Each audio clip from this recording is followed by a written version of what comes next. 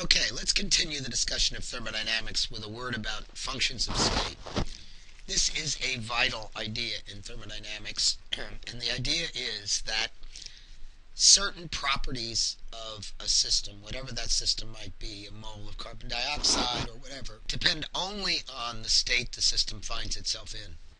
For example, if you make carbon dioxide very, very cold, you can turn it into a solid, something we call dry ice.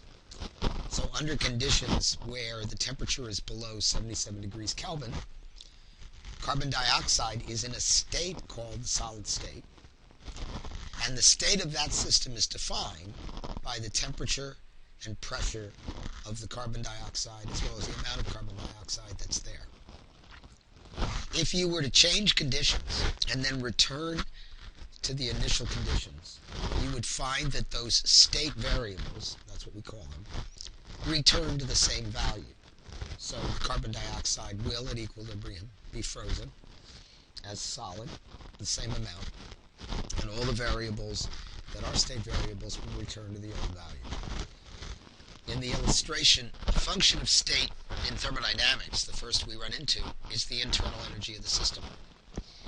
We define the internal energy as a property of the system, such that when the conditions under which the system finds itself are repeated, those state functions return to their initial values. In other words, those values only depend on the state. An example might be height. So if I were to travel from here to Denver, I might take a number of different routes, some of which may take me well above Denver if I fly. Others might keep me on the ground. But the difference in height between where I am here in Wilmington and where I would be in Denver is the same, no matter how I make the journey. The height of Denver above sea level is always the same. The height of Wilmington above sea level is always the same, barring any natural disaster. And so the difference in height is always the same, regardless of the path I take to get from one place to the other. That's the essential idea of a state function. The properties that are called state functions return to their value when you return the system to a given state. It turns out that neither work nor heat are state functions on their own, but Q plus W, according to the first law, always gives you a change in a state function, E, delta E, which does not depend on how you carried out the change. So, in the example here, you see you have a battery, and in the first case, part A, all you've done is basically attach a wire to each end. I don't recommend this, but if you were to do it, you would find out that the wire heated up substantially, depending on which wire you use. And you can drain all the energy of the battery that way. Alternatively, you could put the battery in a fan and run a fan. Most of the energy change in that example is going toward work, and only a small amount is going toward heat, and you'll notice the battery and the surroundings don't heat up nearly as much. But because there's a chemical process going on in the battery that has defined state functions for the energy in the charged state and the discharged state, the amount of energy lost when a battery discharges is the same regardless of how the battery discharges. So delta E is a state function, even though Q and W are not, at least under most circumstances. So that brings us to the notion of enthalpy. Changes in internal energy can be measured as heat, because if you recall, the first law says that the internal energy change is the heat plus the work, but if you carry out a change where there is no work, then the heat that flows in that process is a direct measure of delta E. Now, anytime you carry out a reaction or some process in an open container, and the volume of the system expands, there'll be work involved, so-called PV work. To avoid that, you can carry out the process in a closed container, which has a fixed volume, and no work will be done So if the volume's constant and no other work is done, heat that flows in any process is a direct measure of the internal energy change, delta E. So in that example, QV is in fact a measure of a change in a state function. So it too is path independent. But the problem is, most chemical reactions are carried out at constant pressure. You don't want to carry out a reaction at constant volume, at least in glass. There's a pressure increase, the glass could explode. So we carry out most chemical reactions at constant pressure. But at constant pressure, at least if gases are involved, there will almost always be PV work.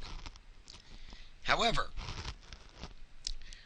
we can define a new quantity, which we call enthalpy, and give the symbol H, which, like internal energy, is a property of the substance. It's a property of the system in the state in which it finds itself, just like its mass is, just like its charge is. And so enthalpy, like internal energy, is a state function because it's defined using state functions. Now it turns out that because of its definition, enthalpy, or changes in enthalpy, can be measured directly as the heat that flows when the pressure is constant. And since we do most reactions that way, that's a much more useful measurement for chemists. So we are able to measure a change in a thermodynamic state function, enthalpy, by measuring the heat that either flows out of the system, causing the enthalpy to go down, or into the system, causing the enthalpy to come up. So now we come to one of the most important ideas in all of this, and that is that because of the first law, if heat transfers from the system to the surroundings, the amount of heat that leaves the system has to be equal in magnitude, but opposite in sign to the amount of heat that enters the surroundings. And of course the same is true in the other direction. So if you measure heat externally, for example using a water bath, the heat that you're measuring in the surroundings came from the system. So while you will measure a positive heat because the surrounding temperature will increase, the system will register a negative heat. So exothermic processes for which the system heat is negative makes the surroundings heat positive. I think you can appreciate that if you've ever been around natural gas burning, if you have a gas stove or even a propane stove. You know that burning methane or propane releases heat. And that's because the enthalpy change for that reaction is negative. The enthalpy of the products, carbon dioxide and water, is less than the enthalpy contained in the reactants, methane and oxygen, or propane and oxygen, as the case may be. And that difference manifests itself as heat. Since it left the system, it's warming up the surroundings.